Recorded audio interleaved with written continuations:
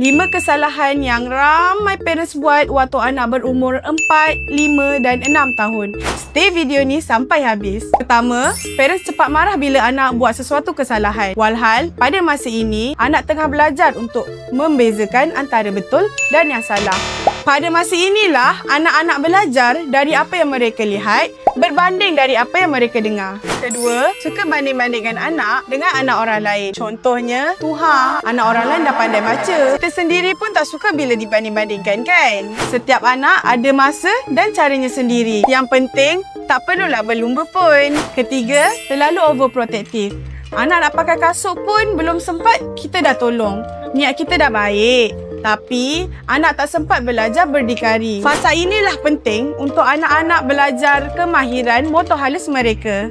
Keempat, anak pandai baca tapi lupa adab dan akhlak.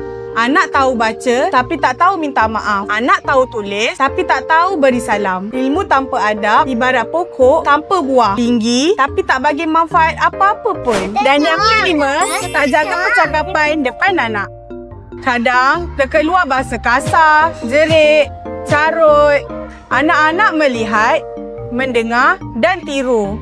Macam cermin, kita jerit, dia belajar jerit. Kita sabar, dia belajar sabar. Ingat ya parents? Like and subscribe. Little Caliph.